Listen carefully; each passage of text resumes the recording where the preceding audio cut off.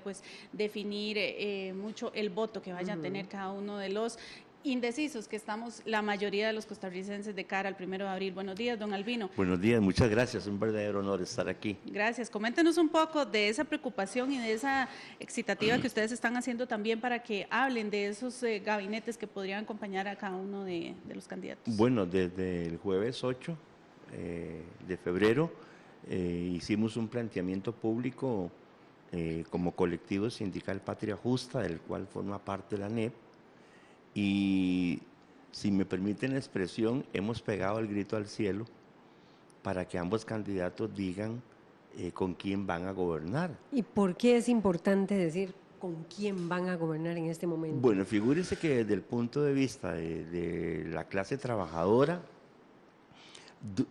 vemos dos cargos fundamentalísimos que es importante que de una vez sepa uno a qué atenerse, con quién van a trabajar. Uno es, digamos, la cartera de Trabajo y Seguridad Social, muy relevante para nosotros, y otro es la cartera de Hacienda y la presidencia del Banco Central. Serían tres. Ya tenemos tres, aunque podemos citar más. La verdad es que yo tengo que decir que con la presente administración, en varias entidades hay encontronazos muy fuertes. Hay encontronazos muy fuertes entre los sindicatos y los jerarcas que están en este momento. No nos parece que algunos jerarcas estén ya dando por sentado que se van a quedar. ¿En cuáles hay Por ejemplo, en justicia, tenemos claro que en justicia el señor Fioli viene planteando que él se va a quedar, y hay una gran controversia interna y externa también, ¿verdad?, que tiene que ver con el tema de el manejo de la población privada de libertad, que este gobierno se ha preocupado mucho por los derechos humanos y eso está bien, pero el personal penitenciario resiente un gran abandono de sus propios derechos humanos, ¿verdad?, en algún sentido. Ustedes saben que hay un gran conflicto en desarrollo en el Instituto Costarricense de Electricidad. También en el Instituto Nacional de Seguros hay enormes inconformidades. Y en materia de Hacienda, nosotros estamos preocupadísimos por el enfoque que le van a dar a ambos candidatos al tema fiscal. Por ejemplo, los sectores que masivamente le votaron a don Fabricio son sectores muy pauperizados, gente de escasos recursos económicos, en la precariedad laboral, salarial, y entonces uno dice, si don Fabricio va a designar un ministro que lo primero que va a decir es que hay que aumentar el impuesto sobre las ventas, uno podría decir, don Fabricio va a traicionar a sus principales votantes, ¿verdad? Eso es muy, muy determinante para nosotros.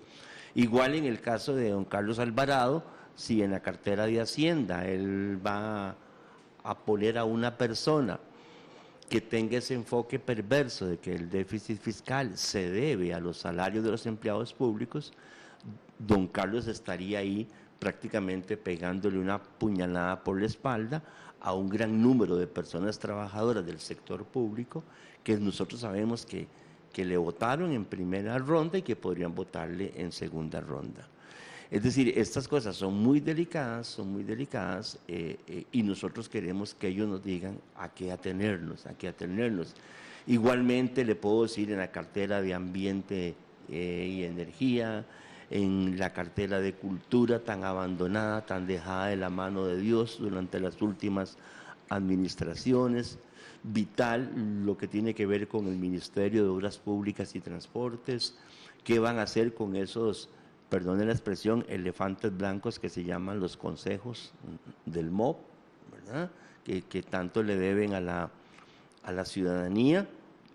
¿Y por qué, Albino Vargas, cree usted que, porque esta demanda también la han hecho los empresarios, aunque algunos de ellos ya sí se han manifestado, por lo menos el expresidente de la Cámara, de la Unión de Cámaras, Ronald Jiménez, se expresó ya a favor de Fabricio Alvarado?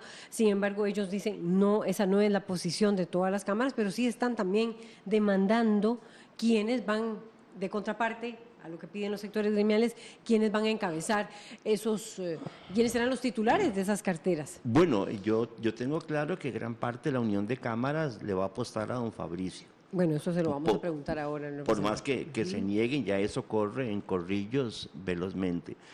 Nosotros como colectivo sindical Patria Justa hemos ya marcado nuestra independencia total de ambas candidaturas, porque creemos que la gente debe resolver en su propia soberanía interna qué va a ser el primero de abril. Lo que pasa es que usted tiene 3 grandes problemas terribles en este país en este momento que están sobradamente diagnosticados.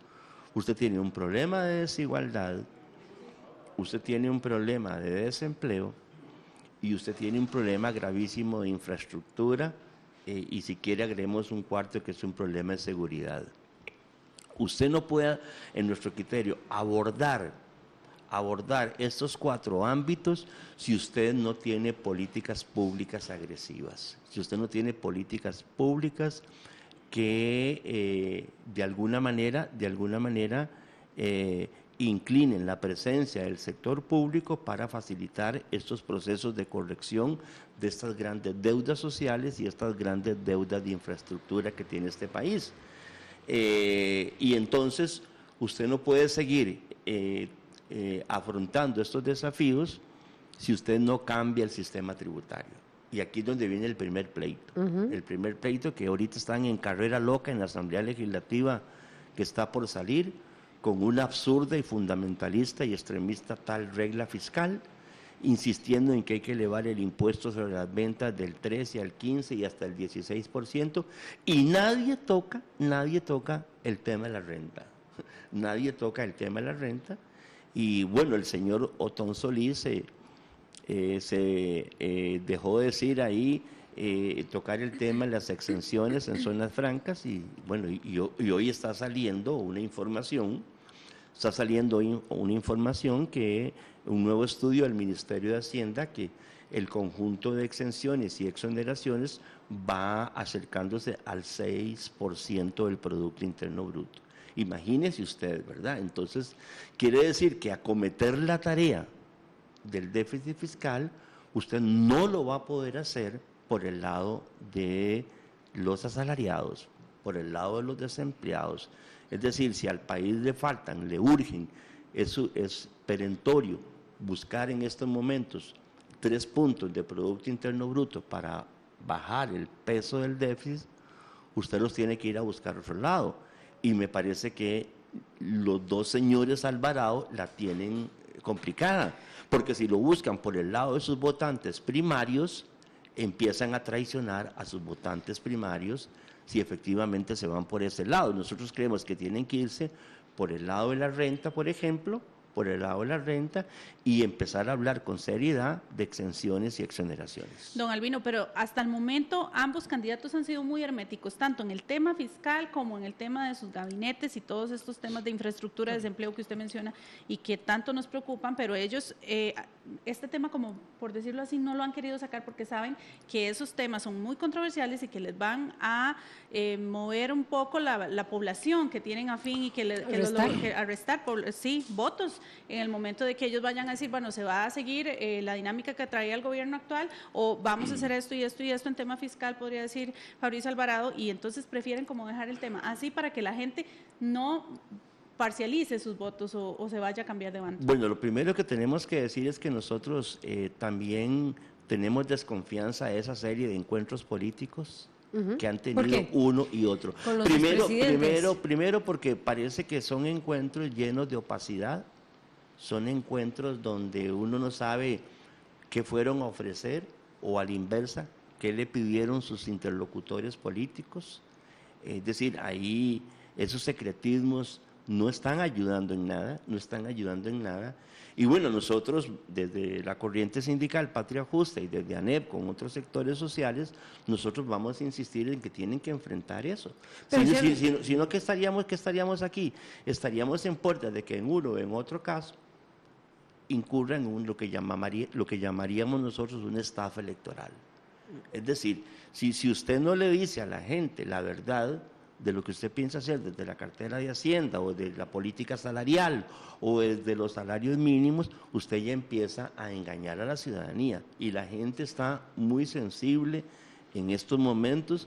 Yo no sé si tenemos claridad de que el 4 de febrero ocurrió un terremoto político en Costa Rica y de que hay un sistema político partidista tradicional muriendo, pero hay uno naciendo que no sabemos qué va a pasar, ¿verdad? Entonces estamos de verdad en una coyuntura sumamente delicada y lo que corresponde es hablar con la verdad y decirle a la gente, fulano, sutano y mengano me van a acompañar en mi gestión de gobierno. Eso tienen que decirlo con claridad, eso me parece que la gente de verdad sería muy mala nota que uno crea que hay que ir a votar a ciegas. Por lo menos yo como elector, yo no quiero ir a votar a ciegas. Y esto nunca ha pasado, nunca han adelantado. ¿Qué piensa usted los nombres de las personas que integrarían eventualmente sus gabinetes? Pero ¿qué pensaría usted de las propuestas, por lo menos que le he escuchado a Fabricio Alvarado, también de un gobierno de unidad nacional? Es decir, de la posibilidad de que haya figuras de otros partidos en sus gabinetes. Bueno, ese gobierno de unidad nacional es en realidad como una especie de espejismo, porque si en el gabinete de fulano o de mengano yo meto a un sutano de otro partido que no tiene el respaldo de ese partido, bien, podría ser un gabinete de figuras provenientes de distintos partidos. Lo que nosotros creemos, apostamos, es un macro acuerdo político-social sobre el tema fiscal. Es decir, nosotros queremos, nos gustaría, entenderíamos que es lo más prudente, ¿verdad?, cómo se consiguen los famosos 3 o 3.5 de Producto Interno Bruto para que haya tranquilidad en eso que llaman los mercados, ¿verdad? Y para que las nuevas autoridades puedan disponer de fondos frescos o de cierta tranquilidad en el manejo de los dineros para saldar las deudas sociales grandemente acumuladas. Y además es imposible, digamos, confiar en un gobierno de unidad nacional si usted excluye a los sectores sociales y a los sectores productivos. Es decir, en eso hay que tener mucha claridad, porque no necesariamente una luminaria, ¿verdad?, una luminaria en política económica o en política social está recogiendo el sentir de sectores largamente postergados, abandonados, excluidos y relegados. Pero ellos se han reunido con ustedes, Albino Vargas, ¿se han reunido ambos candidatos con ustedes? Porque bueno, ahora usted señalaba que hay una enorme opacidad, o sea que no están claras los contenidos a los que se llega, o los acuerdos a los que se llega eventualmente en esas reuniones. Mire, o tal vez es que no se llega a ningún acuerdo y prácticamente son reuniones muy visibles y al final muy cubiertas por la prensa, porque al final se hicieron las convocatorias a la prensa. Primero no se hacían, y se daba uno cuenta en las cuentas de Twitter de algunos de los expresidentes que se habían reunido o con los excandidatos presidenciales que no están en la segunda ronda. Pero con ustedes se han reunido y ¿qué han hablado con ustedes? Bueno, ¿Y ambos candidatos? A nivel de la corriente sindical en la que nosotros militamos, antes de la votación de primera ronda, y de los únicos dos que pasaron, quien tuvo la cortesía de reunirse con nosotros fue don Carlos Alvarado. Fue don Carlos Alvarado. Antes de primera ronda. Y antes de que se conocieran los resultados de primera ronda, cursamos una invitación a los 13 candidatos de que en la eventualidad de que hubiera segunda ronda, los dos que pasaran nos honraran en un gran evento que teníamos previsto para el 23 de marzo. Solo don Carlos Alvarado contestó antes de saber que él sería candidato de segunda ronda, y de don Fabricio nunca tuvimos respuesta, tuvimos que suspender el evento del 23 de marzo. Lo que tenemos en perspectiva es una nueva solicitud de don Carlos Alvarado de conversar con el colectivo sindical Patria Justa, y esta conversación será el próximo lunes 28 de febrero. Todavía no sabemos ni la hora. No hay ningún contacto con este señor, no hay ningún contacto con este señor. Y bueno, nosotros como Patria Justa y como ANE, pues tenemos una serie de planteamientos que hemos venido construyendo a lo largo de los últimos tiempos que nos permiten tener criterios, una serie de políticas públicas que creemos nosotros inciden en la calidad de vida de la clase trabajadora. Tenemos propuestas en déficit fiscal para la sostenibilidad futura de invalidez, vejez y muerte, para el tema de salario mínimo y en otros campos, soberanía y seguridad alimentaria, por ejemplo.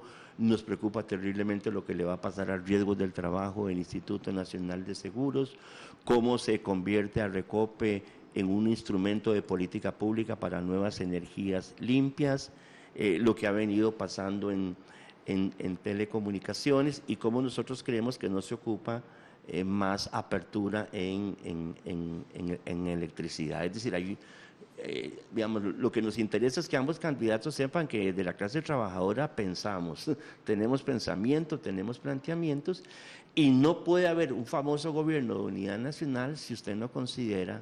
En el caso de Fabricio Alvarado está hablando usted. De los dos, porque los dos han hablado también. Los dos han hablado de unidad nacional. Don Carlos Alvarado dice, si yo gano segunda ronda, al día siguiente hago una reunión de sectores y de partidos. Bueno, vamos a ver si es cierto.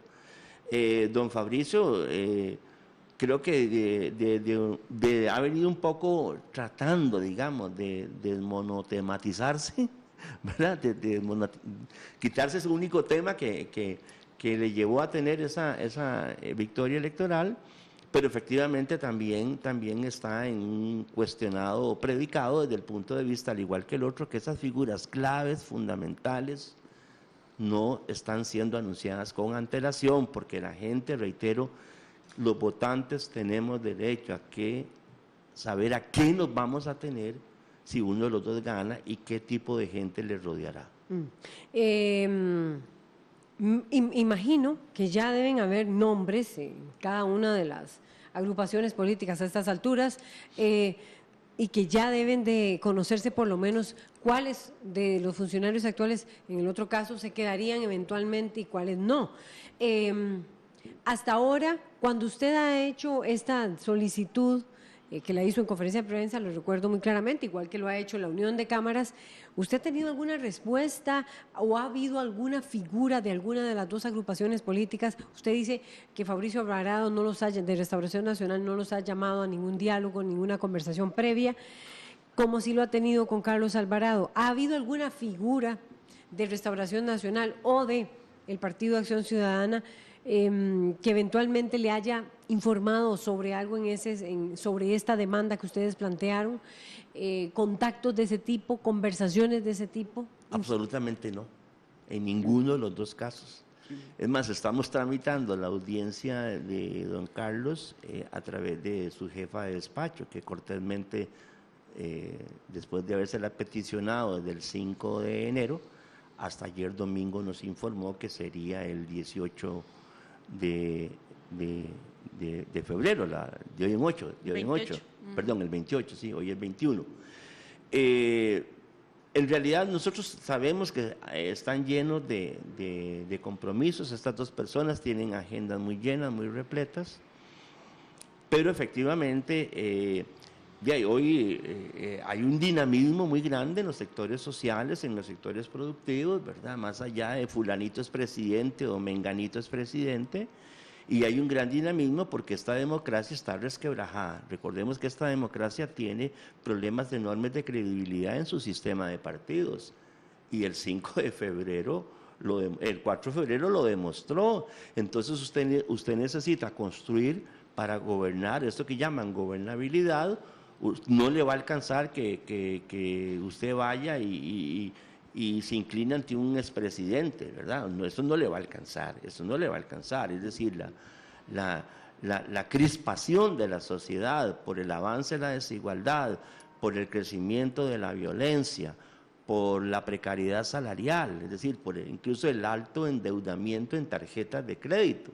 Eso es un problema que nadie quiere entrarle. Estamos superando los 3 puntos de PIB y la gran mayoría de la clase trabajadora está altamente endeudada, como está endeudado pequeñas, micro y medianas empresas. Entonces usted no puede acometer esa tarea de la inclusión social, ¿verdad?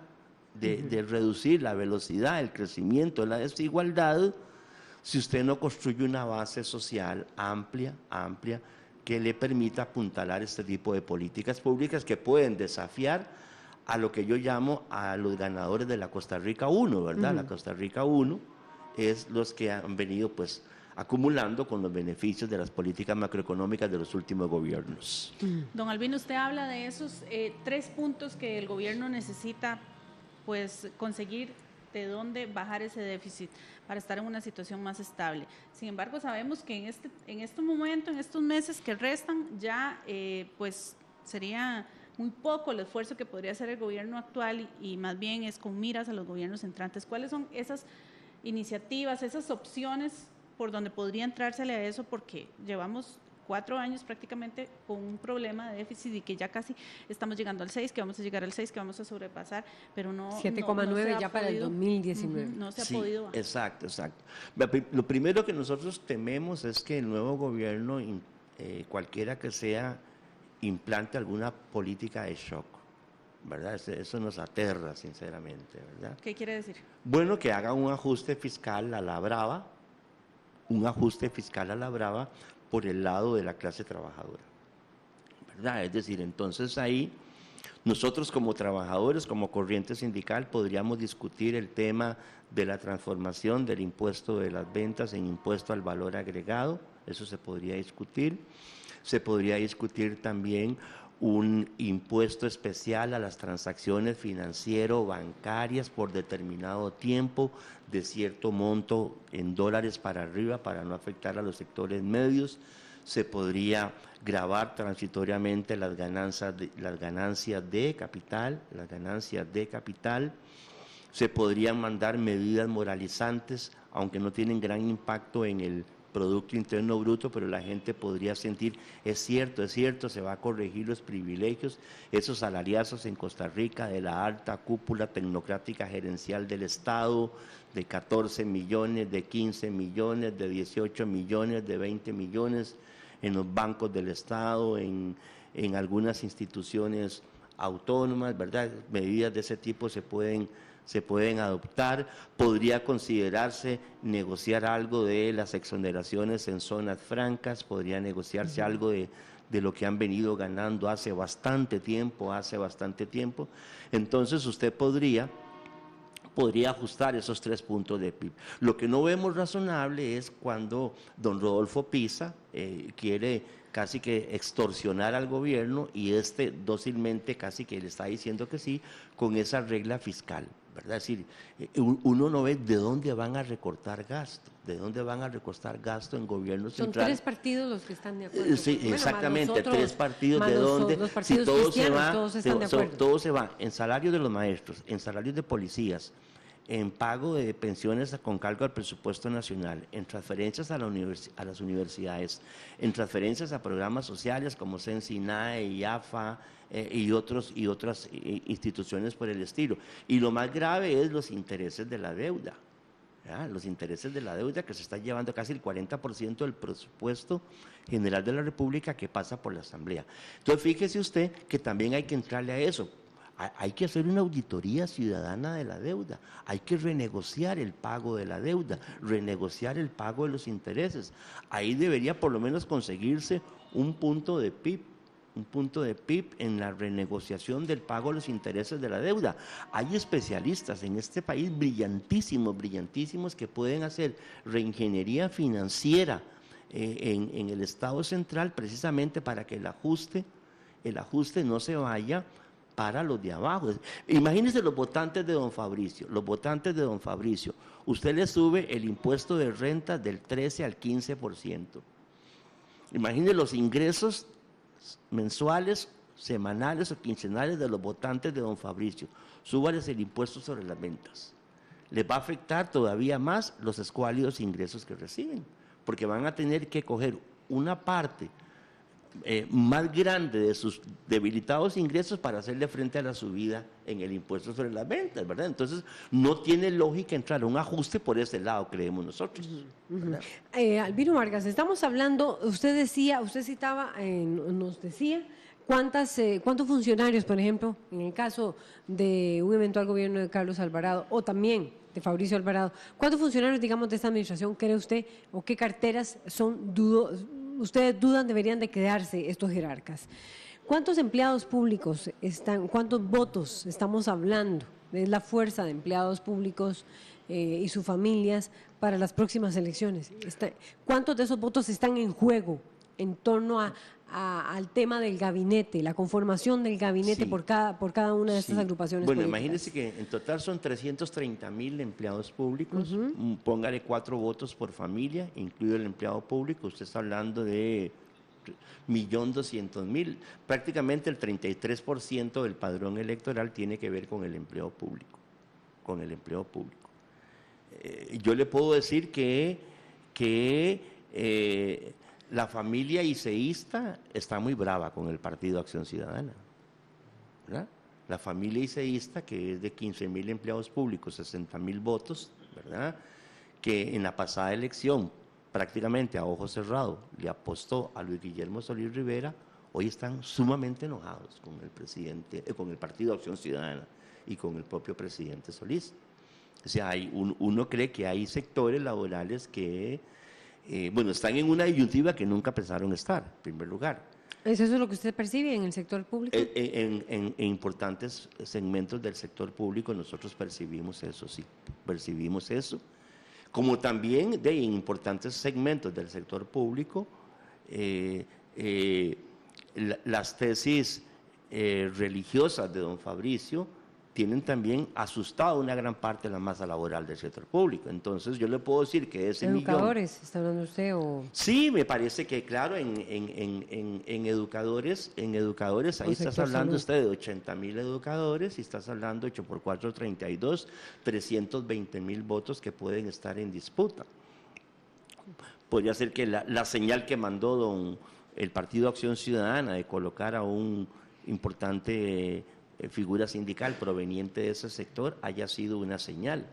Aparte que estamos seguros que gran parte del Magisterio Nacional le pasó la factura a Liberación Nacional con De Santi por lo que pasó con la huelga magisterial de 1995, ¿verdad? De 95. Correcto. Creo que ahí le cobraron a Liberación Nacional eso en estas elecciones. Entonces, efectivamente, el señor Alvarado, lo primero que debería decir con mucho respeto es que nadie la tiene segura si él gana, ¿verdad? Porque, reitero, hay jerarcas reuniéndose y llamando a sus equipos diciendo, yo me voy a quedar, y eso no está gustando, eso es imprudente, es irresponsable, y debería el señor Alvarado pues consultar a personas relevantes de esos sectores y que están pensando sobre sus jerarcas actuales. Y muy importante que don Fabricio, que es también una gigantesca interrogante, ¿verdad? Es decir, ¿de dónde va a sacar figuras más o menos que equilibren, digamos, la estabilidad de un gobierno donde sus principales figuras parecen provenir de sectores religiosos o de dinámicas muy religiosas, nada terrenales desde el punto de vista de lo que significa la acción gubernativa cotidiana? Muchas gracias, Albino Vargas, secretario general de la ANEP, y por supuesto uno de los líderes de Patria Justa, por ponernos en perspectiva lo que uno de los sectores sociales está pidiendo para estas elecciones. Claridad en quienes conformarán los gabinetes